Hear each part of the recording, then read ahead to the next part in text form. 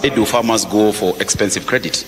It's because they have to wait longer to get paid. So first of all, how do you solve money getting faster to the farmer?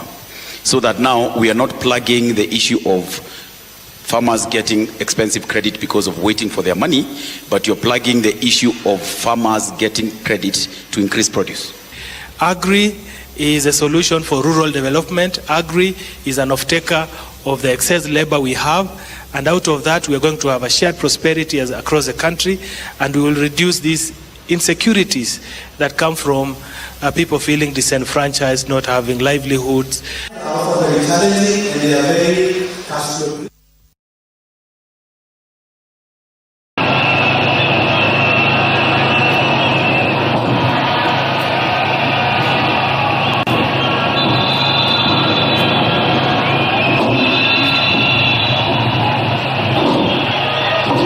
And these are the live pictures from the Moi International Sports Center, Kasarani, where the Sea of Humanity still awaits the public viewing of the body of a man they have cherished and seen as a defender of their rights, the buffer that had protected them from the authoritarianism fears that they had at the height of dictatorship. A while ago, the president had led the country in the public viewing of the body of the former Prime Minister Raila Odinga'S. And that was followed by the family who were led by Her Excellency Mama Ida Odinga, and Raila Odinga Jr. also in their company was Rosemary Odinga. And President Uhuru Kenyatta, former, thereafter also paid his respects in viewing the body of the former Prime Minister, who they formed the handshake administration in 2018.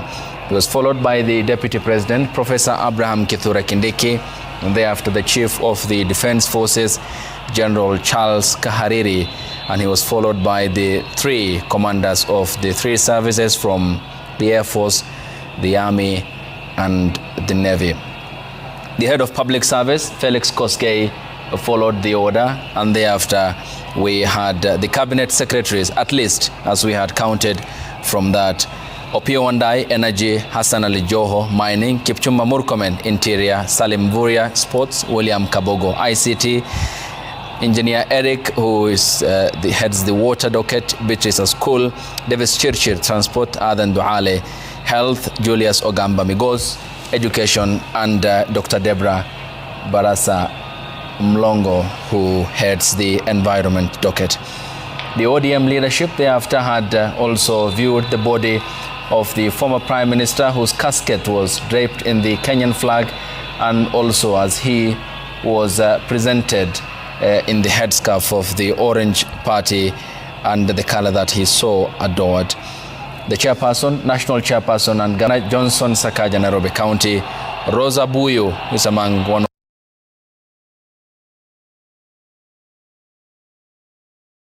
of the elected leaders from Luo Nyanza, and also Millie Odhiambo, who we had seen earlier hanging on to one of the vehicles that was part of the entourage of the vehicles that had escorted the body of the former Prime Minister that was carried by the gun carriage from the Jomo Kenyatta International Airport to the Moi International Sports Center in Kasarani.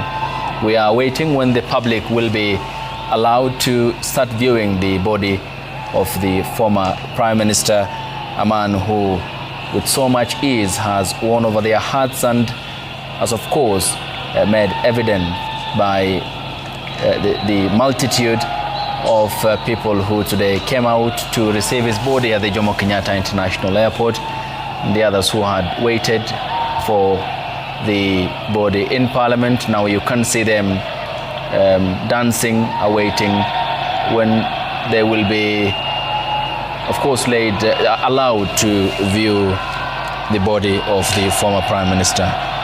It is a day that equally was dominated by other activities that had happened also in Siaya, his Bondo home, where we had seen his elder brother Oburu Odinga, who had gone there, the co-chair of that committee, that National Funeral Planning Committee, who had led a process which from our team, our sister station, Ramogi TV, had informed us that it's a process in Luo called Tero Nyak Dala, which is a Luo phrase that refers to the traditional ritual of announcing the death within the family of a member or a community. It is also a difficult period and a painful task, often involving the announcement by a close male relative, such as the father of the deceased, which is loosely translated to taking the cry home, emphasizing the emotional weight of what the process bears. The former Prime Minister, of course, he was symbolized by many, and as you had seen, even when his body is, the public awaits to view the body, how he was lying in the coffin, the neck scarf that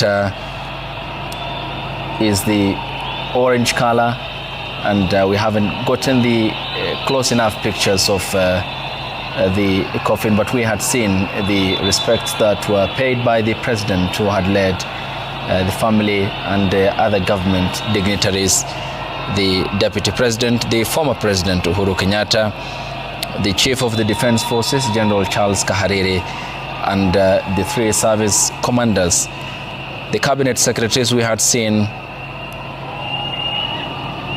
12 of them who had paid their respects, the ODM party leadership, which had followed course, and outside the public continues to wait. Here lawmakers Millie Odhiambo and Babu Owino, who represents Embakasi East, and just in close proximity with the people who are awaiting for clearance before they are allowed to view the body of the former Prime Minister and pay their respects as well. In consultation with a member there, the Embakasi East lawmaker, who is watching what's happening on the pitch as the people are waiting the question that they have been asking. You can see the General Service Unit officers blocking them away from the entrance that not sure whether it leads to where exactly the body of the former Prime Minister is, and how they will be allowed to also view the body of the Prime Minister, which was jetted back to the country this morning from Mumbai in India, following the long flight to and from Mumbai, which had taken off from the JKIA yesterday, 5 minutes to 7 p.m. local time, and landed some minutes past 3 a.m. before again flying back home, bearing the casket which had the body of the former Prime Minister. We can see the agitation among ODM supporters here, perhaps signifying something, and they seem seeking some direction on what happens next and when they will be allowed also to view the body of the former Prime Minister. We had also spoken to Jimmy Mbogo, who had given us an update regarding what has happened before they were dispersed and had gunshot sounds rather, and alongside Ben Kirui, who we had also in Kasarani. Once and we get hold of them, we'll be able to also seek further information from them. And this is the current state of affairs at the stadium. Quite a busy day also for the logistical team that had moved the viewing to this venue, given the logistical challenges it did present when earlier on the communication was yesterday issued by the Deputy President, Professor Kithure Kindiki, that this process will be happening in Parliament, and thereafter the quick decision that was made when the public who came out to wait for the body of the Prime Minister in Parliament had overpowered the security apparatus. And the intervention of the Speaker, Moses Masika Wetangula, didn't help either. And here's Millie Odhiambo speaking to the public. And also by her side is her colleague lawmaker from the ODM party.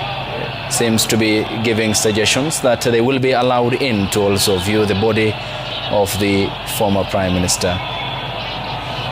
And quintessential politician, also one of the most consequential women in Kenya's politics, whose debates in Parliament have been characterized by astuteness and steadfastness and preparations, as she has always modeled herself to be.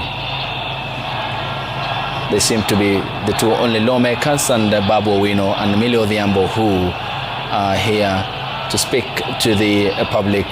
And Millie had suggested some minutes ago that could be the likelihood that they will be allowed, and it's the planning process of how that will be managed, which was the challenging part of what's been happening in Kasarani since the body of the former Prime Minister was brought here aboard the military gun carriage after the President yesterday, through a proclamation after he addressed the nation, from the former Prime Minister will be accorded state funeral and all the privileges that come with that process. Still our team at the Kasarani Stadium, where this is unfolding since has been unfolding.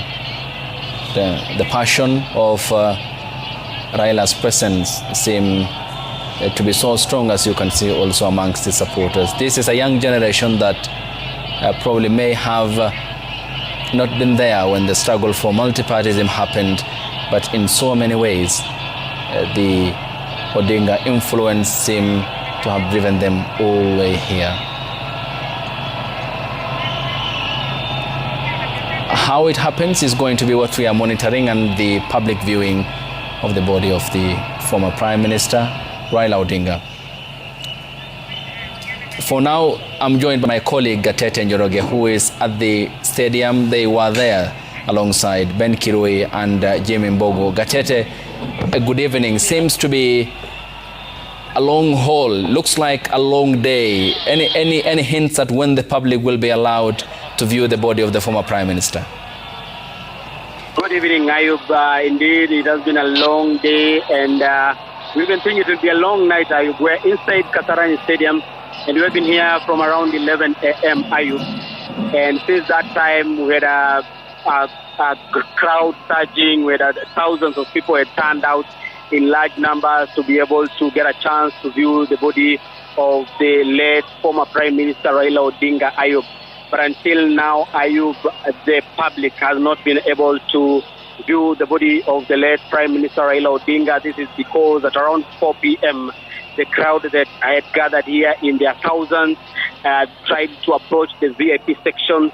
The VIP section where the President William Ruto, together with the retired President Uhuru Kenyatta and other dignitaries, were there waiting for the body of the late Prime Minister Raila Odinga to arrive at the stadium before the official commencement of the process of viewing the body.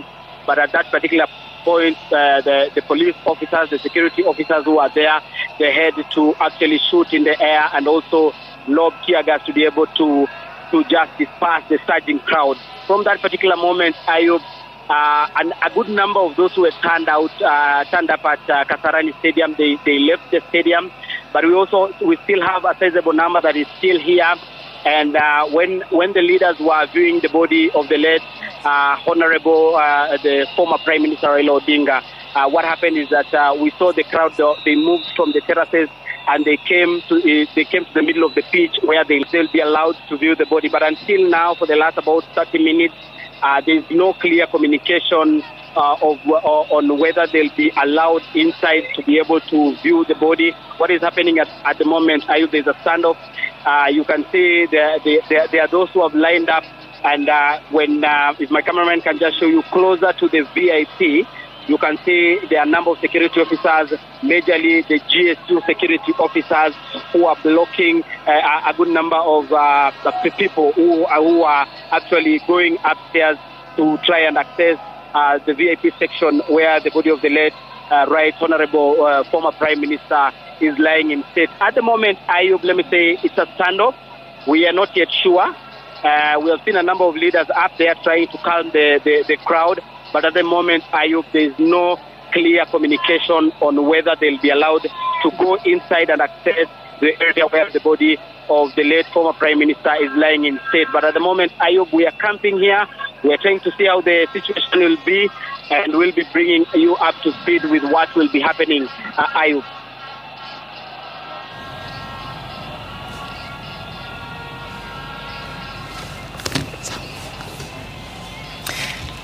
Gatete, thank you. Much appreciated for the brief assessment that you had given us. Still, we are keeping an eye on the Moi International Sports Center, Kasarani, and waiting for, or keeping an eye in that regard, for when the members of the public will be allowed to also view the body of the former Prime Minister Raila Odinga. And on your screens at the moment is the Embakasi MP, East MP Babu Owino, who is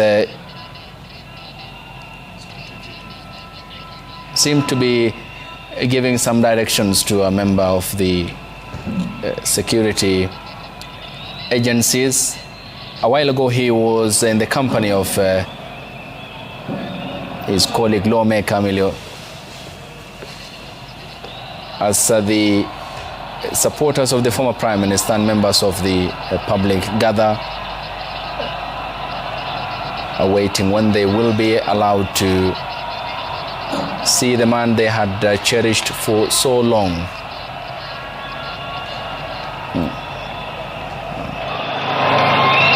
Listening to the public and perhaps what they are saying, our camera is still trained on whether they will be allowed through the entrance. The lawmakers were allowed to pay their respects to the former Prime Minister.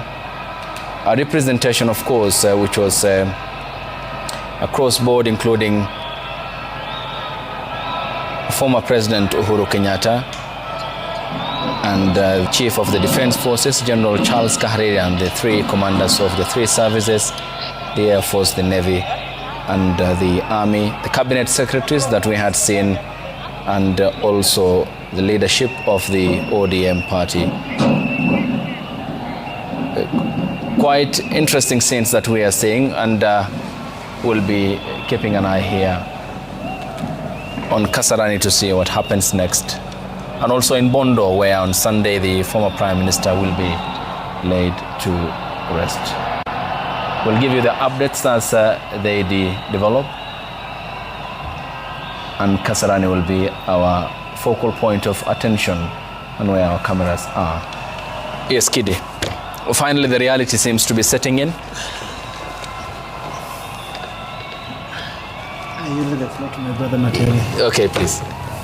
Yeah, I know it's quite difficult, very, very, with the experience that we had with the former Prime Minister. And immediately the coffin was presented in readiness for viewing. Beside it was President Ruto, the former President Uhuru Kenyatta, then Mama Aida was there. And the thought that immediately rang in my mind is, where is Raila? That is the kind of history, that is the kind of life that we are used to. In the history of post-multi-party Kenya, from 1994 onwards, Raila has always been very consistent, very permanent, very present in all our national decisive moments, be it celebrations, be it trying times. Raila has always been there. And therefore, I can feel what my other supporters of Baba are feeling, the emptiness that comes with it, the denial of even accepting that Mzee is departed from our midst is slowly sinking in. And it's very, very difficult given the history that he has left behind for his shoes to be filled. I'm so sure with the history that he has given us for over 31 years, because Raila from 1982, he has been active in politics. That would give him almost 40-something years, going into detention from 1982 to 1986, being released for a short time, then going back again in detention from 1989 to 1991. He comes out, he has to flee because there was a rumor that again he was to be arrested and detained again. He goes to Norway, he comes back, joins the father and the young Turks to fight for multi-party democracy. He's again very present in our lives in 1997 when he contests the first time for the presidency against Moi. He comes back again to contest in 2007, 2022, 2017. So he has been a permanent feature in our history, and therefore you can feel the emptiness that comes with that, because this is of someone, the way you aptly captured it, Ayub, who has been a buffer against authoritarianism. And in our interaction, even with the young people there, they were like, who will be there to defend us? When push comes to shove, who will be there to defend us that now Baba is not around? So you can understand the emptiness that comes with that. You can understand the kind of sadness that it comes with that. You can understand why it is quite emotional even for us to figure out what is going to happen next. But gallantly, he has left behind sons and daughters who he has mentored, who he has trained, and who he has shown the ropes of leadership, who are able to take up the task to fill his shoes, though it is not going to be easy. And Kidi, Winston Churchill once said that there are politicians who make the weather. And certainly Raila Odinga was among that list, is it? That goes without saying, because I think, again, to build up on what Winston Churchill said, you see what it is to believe in something, stick to it, even when the naysayers are telling you to the contrary. Away from the infrastructure, people have given Raila credit about the constitution and the new constitution and the reforms and progress. I certainly do not want to be labeled. Raila is certainly a politician who lived to that adage by Winston Churchill. That he made the weather. He did, made the weather. Yeah. And Alex, then for the mentorship that he has provided for young Kenyan, some who had some who experienced that close proximity like you did, and Kidi himself, and the others, especially those who were born post-1997, what are the lessons that they now carry forward in the new Kenya that will be born, minus Raila Odinga, given his influence, his stature, and at times his word that pulled this country from the brink? Ayub, there's one erudite philosopher who said that best leaders make new leaders. That for you to leave a legacy, then there must be that one who will take up who will take up the mantle from you, who will understand the direction that you are leading, who will understand your ideologies.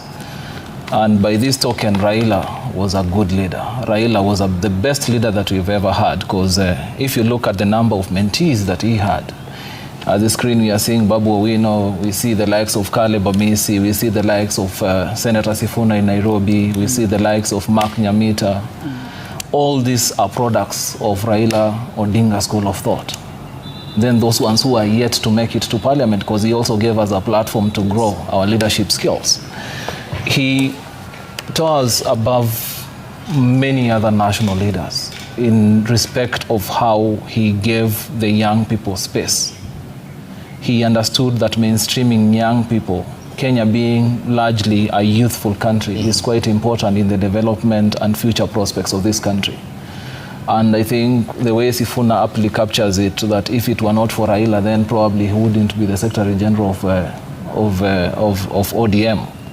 If you picture that, him inheriting the position, or rather getting the position from Anyang' Nyong'o, who is basically a contemporary, it's quite phenomenal that Raila had a lot of respect, had a lot of trust, even in the capacity of young leaders, and he provided a platform for them to grow. The second bit, Ayub, is from where I sit, if you'd want to know the character of someone, you look at his contemporaries. If you look at the Right Honorable Raila contemporaries, being Anyang' Nyong'o one of them, they actually attended the African Leadership Forum in Abeokuta in Nigeria together. They are the same people who had even gone to Singapore to meet Lim Kuan Yew. And you see the kind of perspective, the kind of vision that even Anyang' Nyong'o has been able to actualize in Kisumu. These are the contemporaries that Raila kept very close to him. And therefore, going forward, the kind of ideology that Raila has taught us, that one of social democracy, and that's why some of us are quite keen on issues that continue affecting young people, because it's only Raila who told us, again, when we were back as student leaders, that it's important for education to be affordable, that education is the only tool for transformation. If you'd want to run away from poverty, then you need to make education quite accessible to even the least privileged in our society. And therefore, those are some of the ideals that he has inculcated to us. If you look at programs like healthcare, why we are so keen on ensuring that we have a universal cover that even would ensure that even the most underserved in our society can be able to afford and access quality healthcare. These are some of the ideals that Raila has inculcated to us. Top among all those, definitely, Ayub, is the aspect of governance. If it were not for Raila Odinga, the way my colleague Kidi Mwaga has aptly captured the issue of devolution, I really doubt if Kenya would be enjoying devolution now.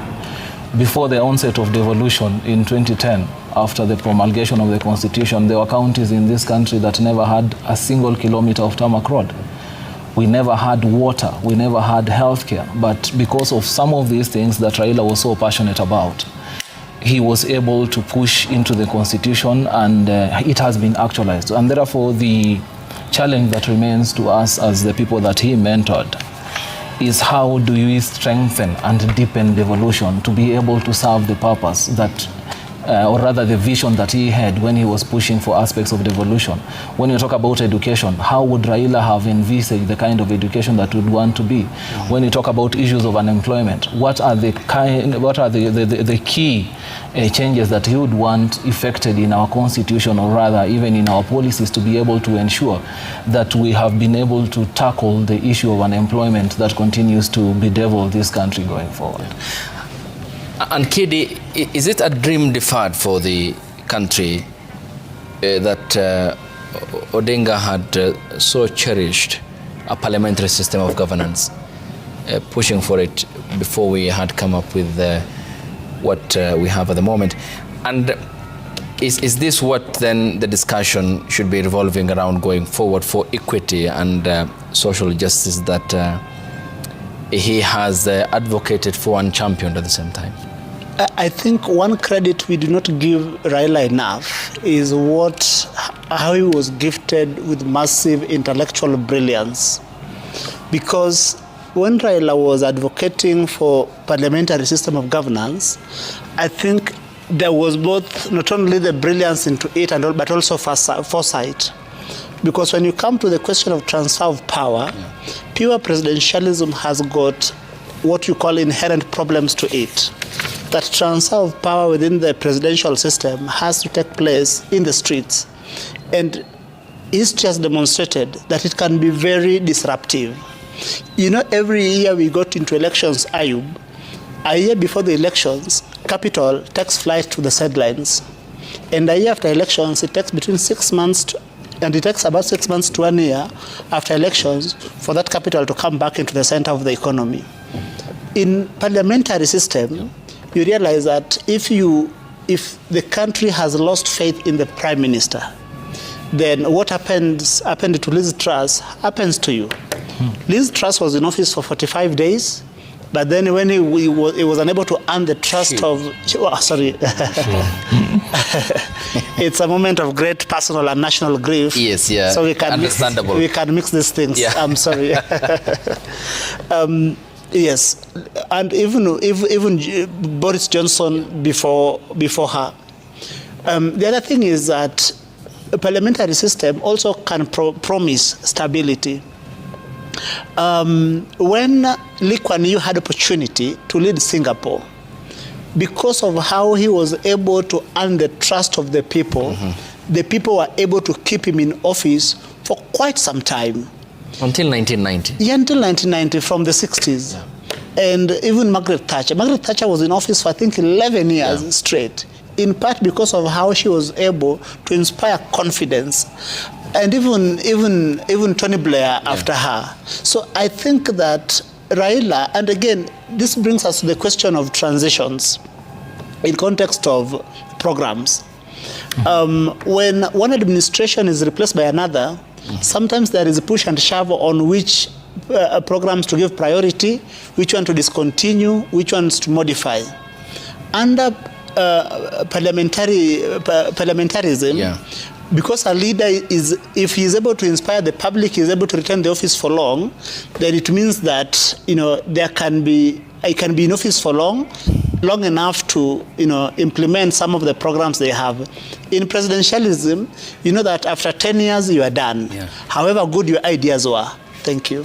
I don't know if I can add something on that, because this is a conversation that I had also with the Right Honorable. That I remember vividly at some point I actually challenged him that he was pushing for a parliamentary system of governance and not a hybrid system of government the way finally we had. And one of the points that I remember him explaining to me is that there was a research that had been done by political scientists that had indicated that in a heterogeneous society like Kenya, where you have 42 plus ethnic communities, parliamentary systems tend to work more as opposed to a presidential system. And I think Raila, having observed and comprehended the history, the political history of this country, he actually thought that that is the solution that we are going to have. Because some of the challenges that the presidential kind of governance still brings is what we suffer today. That whenever we proceed or whenever we near an election, it becomes an ethnic census. That you'd want to know tribe X, community B, how many numbers of registered voters do they have. In terms of a parliamentary system, that is completely different. Secondly, I remember Ayub having the Prime Minister explaining quite coherently about the aspect of accountability that I think continues to be led by our bicameral parliament. That in a parliamentary system, you would have ministers sitting in that parliament. So in terms of accountability, they are there, and you can be the members of parliament who are the representatives of the people can exercise checks and balances and can exercise that aspect of accountability as opposed to presidential systems. We have had like in parliament where cabinet ministers do not appear 3-4 times than when they are summoned by the relevant committees. And I think Raila, with the kind of precision that he had on governance, he tended more on aspect of parliamentary system, thinking that first, in terms of representation, it really worked for Kenyans being a multi-ethnic community or rather society. Then the aspect of accountability that is very keen in the journey that Raila has traveled all along, the fight of anti-corruption, ensuring that there is integrity, ensuring that the taxpayers' money is used in an efficient manner to transform the lives and livelihoods of Kenyans. is put into account, and those ones who are responsible for taking care of this particular kitty are actually accountable to the people. Yeah, and Kidi, Margaret Thatcher, who you had quoted, she believed in a major principle, as put in one of the eulogies following her passing on, that she was no starry-eyed internationalist, but again her approach was rooted in simple and clear principles. Strength abroad begins with strength at home. Deterrence, not appeasement. Firmly believed that the government cannot own major companies. The need for the opening up of the economy, the private sector to flourish and create jobs so that more decent jobs can be created for the people to be taxed. And it's the same principle, is it, that Odinga had constantly believed in, but came up against a wave of opposition that at times, and in most cases, bordered on character assassinating him and his family, to which he has never filed any lawsuit in a court of law. So, I mean, his approach was largely a bird's eye view, is it? And it's going to be a void that will be missed at the party level and an asset at the national level. And I'm glad you pointed out that about Margaret Thatcher. I come from Kenya African National Union, where, of course, I have the good fortune of serving the Grand Old Party. The Grand Old Party under Senator Gideon Moi, where I serve as the Secretary for Policy and Legislative Affairs. I mentioned that because KANU, like the Tory party, is a center-right political party. And as people in the center-right believe that the size of government should be small, we believe that most of the challenges in the economy can be solved through private enterprise. And so, moving away from Margaret Thatcher, let me speak about Raila Odinga. Raila Odinga was a much far-sighted leader. And I just wish that our political leaders who had the opportunity to serve with him were able to cure themselves of some of the short-sightedness that they were suffering from. You know, for instance, let me give an example with the Mau issue. Mau issue was politicized and blown out of proportion unjustifiably, while our collective future was hanging in the balance. People who were politicizing the Mau issue were unfortunately very well-schooled people and knew better. They took advantage of the ignorance of the masses and, decided to hang, Prime Minister Raila Odinga. Some of the policy interventions, and Raila Odinga was not a man given to populism and theatrics. Because, for instance, Raila Odinga helped so many people, but never spoke about it. But that was by design, because he believed that the greatest help a leader can do is to intervene in people's lives through policy, so that government has got a direct input in how the environment that people live in, that people do business in, that people go to school in, is able to, help them tackle some of these challenges. That is a far-sighted leader we have lost, my brother Ayub.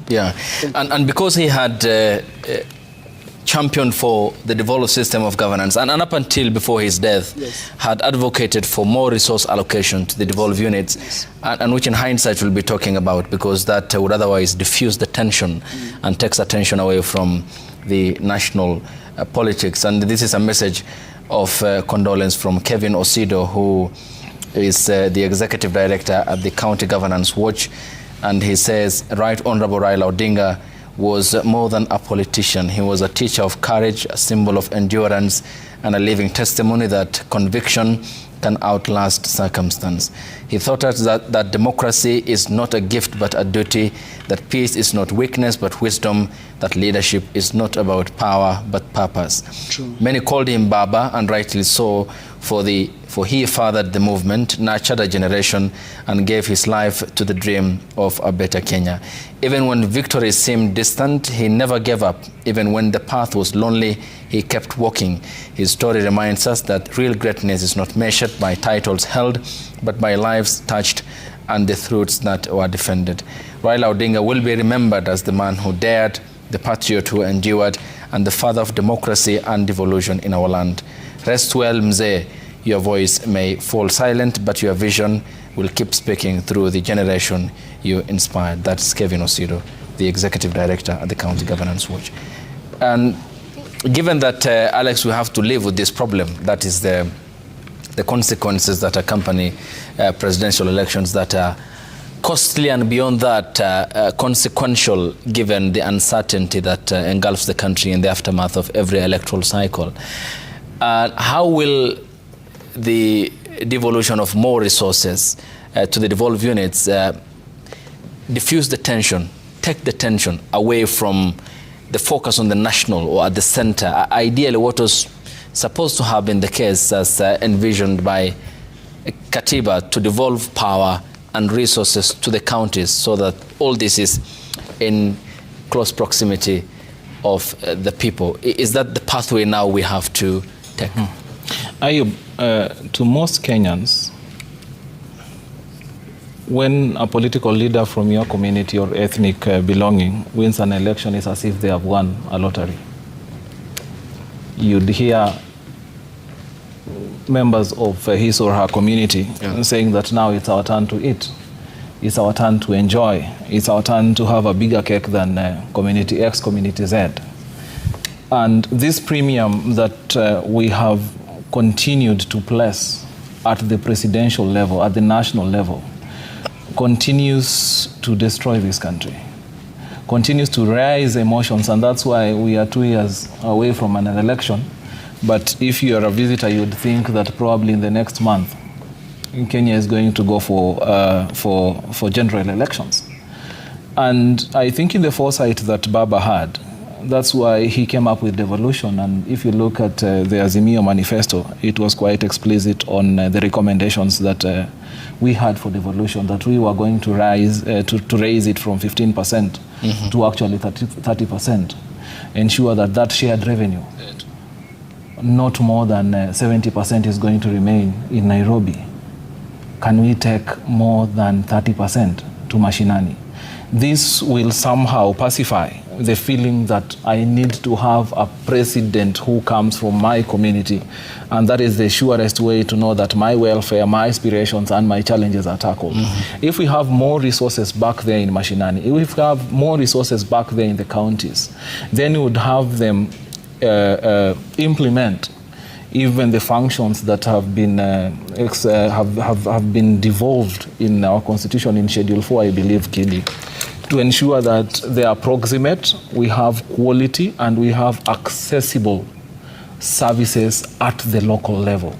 If the normal man knows that Governor X, if my governor is Governor X and he has this kind of resources, then he can be able to tackle most of the problems that I have in mashinani, as opposed to for them looking at who is the president of this country. I believe from where I sit that this is part of the vision that Raila had, and until even he signed off, he continued advocating for devolution, saying that we need to have more resources in devolution, that even the national government does not, should not actually continue ignoring or assuming that certain functions are a privilege of the national government. But if the constitution says in Schedule 4 that a function like health should be devolved, then health fully should be devolved. We leave only the national government with the policy aspect. And I think this is some of the challenges that up to now we have not been able to solve, because for instance, the budget of the Ministry of Health alone is more than the shared revenue that goes to counties, to the 47 counties, which basically beats the logic why in our constitution we say that health is devolved, while a big chunk of our budget still remains at the national government. I don't think this is part of the vision that the drafters of the constitution, including Raila Odinga'S, had when they were drafting the aspects of devolution. If you look at roads, and Raila has been quite vocal on that, on the functions of Kura, of the functions of Kera, on the functions of Kenha. He has been indicating that rather than giving this money again to members of parliament, this money should actually go, should not remain at the national government, but should go to county governments, because we know the way I had indicated earlier, that some counties, I think it was Mandera, it never had a single kilometer of tarmac road. The only tarmac road that they knew the first time post 2010 actually came as a result of devolution. So you can see the kind of hindsight and the kind of insight he also had when he was pushing for such aspects as devolution. And he knew very well that if we have resources, if county governments have enough resources, then they can be able to provide quality services that are proximate and accessible to majority of Kenyans. Remember that at the national level in Nairobi, Nairobi is basically a population of about 4 to 5 million. Yes. In a country of about 56 million. So you have about 51 million of Kenyans out of Nairobi. And basically, if you extrapolate it further to urban centers, you'd realize that majority of our population are actually in rural areas. So for us to ensure that we have taken advantage of even the enormous potential that Kenya has, devolution has to work. And I think that is a challenge that Mzee Raila Amolo Odinga left for us, that we as his mentees have to fight for devolution, have to ensure that there are more resources, but also ensure that once these resources go to county governments, the aspect of accountability is key. Yeah, and he was a kid very fastidious in preparation for debates at the National Assembly, and espouses that throughout his political career. How will then the membership of the county assemblies learn from this in strengthening accountability at the county's level and to the National Assembly? What then will this portend for the much needed oversight which is apparently lacking on the part of it? Is there something that they can learn from the former Prime Minister? A lot. We were the kids who were coming of age during the life of the 10th Parliament. Yeah. My work is easy because I use ClickUp. Here's how AI makes complex work simple. With ClickUp Brain, I get AI updates on any project, so I don't have to dig through endless details. When I miss a meeting, Brain gives me a quick recap with all the key takeaways. Even long chat threads are condensed into bite-sized insights, so I can catch up in seconds. And if someone sends me a clip, Brain transcribes it and provides me with a detailed summary. ClickUp makes work easy, from personal projects to running a multi-billion-dollar company. Click the link below to create your workspace for free.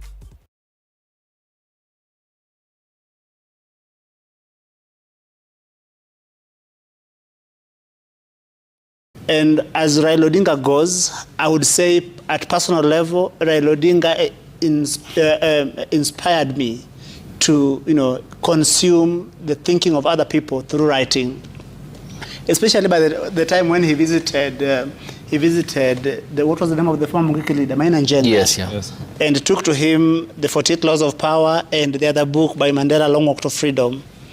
I mean, that is what an intellectual powerhouse Raila was. So that reflected in his debates in Parliament. Mm-hmm. And you realize that even when towards the run-up to 2013, when the members of the Grand Coalition or hitherto members of the Grand Coalition attempted to challenge him by being politically mischievous in the House on what could be the date on which the 2013 general elections would be held, if you find that clip, you see Raila, the intellectual powerhouse, in how he manages to give both politically correct answers without betraying what he believes in.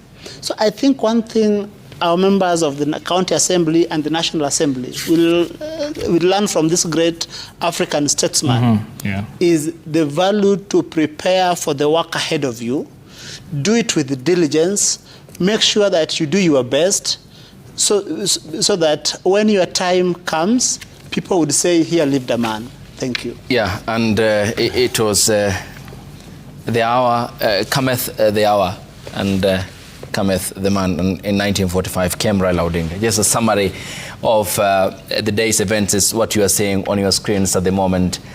The live pictures of the Kenyan delegation who touched down this morning early in India, and they were received by Winnie Odinga and the other members of the Odinga family who are there to bring back the body of the former Prime Minister. That included the delegation which was headed by the Prime Cabinet Secretary and also made up by others, including the Nairobi County Governor Johnson Sakaja, CS Ali Hassan Joho, and the other leaders who were airborne for cumulatively about 17 hours before they jetted back to Kenya with the aircraft that had carried the body of the former Prime Minister. This was the prayer session that was led by Migori County Senator Eddie Okech in India before the body was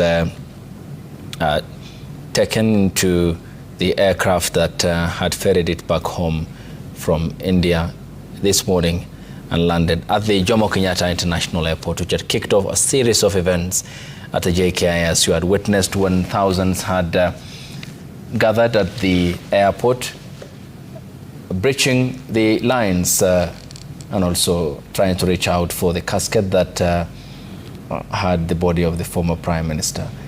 So symbolic, and his passing on also led to condolences from across the world, led by the Indian Prime Minister Narendra Modi, the Ethiopian Prime Minister Dr. Abiy Ahmed Ali, the Executive Director of the Intergovernmental Authority on Development, IGAD, Dr. Workene Gebeyehu, the President of Djibouti, Ismail Omar Gele, his counterpart from Somalia, Hassan Sheikh Mahmoud, the South African President Cyril Ramaphosa, and others. This was the moment when the aircraft landed at the Jomo Kenyatta International Airport.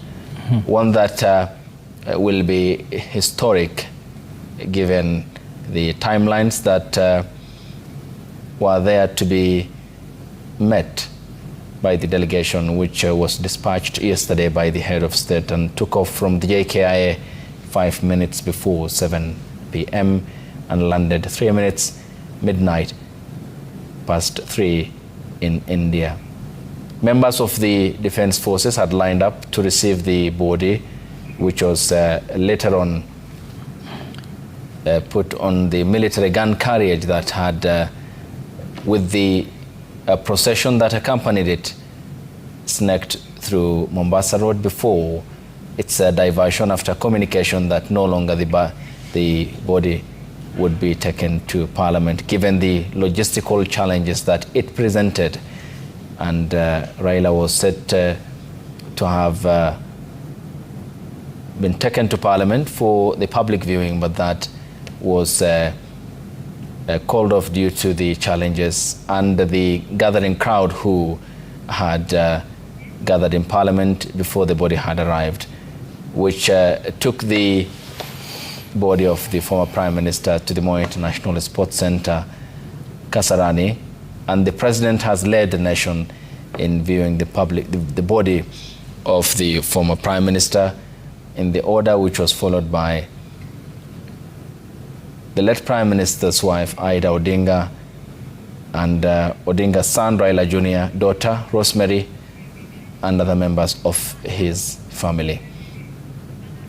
Thereafter, it was former President Uhuru Kenyatta who had partnered with Odinga, who had paid his respects, a man who he called, despite the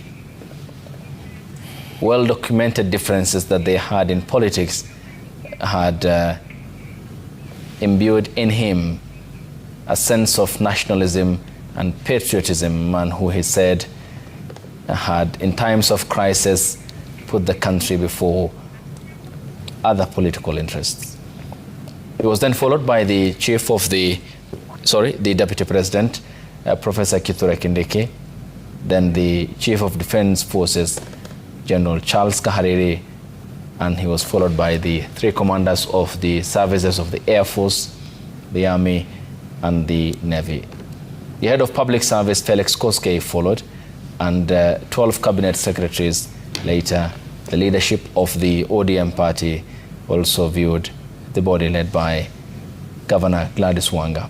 This was the moment when the body of the former Prime Minister was taken out of the aircraft number 5Y-CYD Boeing 737 that had carried the Kenyan delegation to Mumbai and from Mumbai back to the Jomo Kenyatta International Airport. The charging supporters of the former Prime Minister, whose hearts he touched, a man they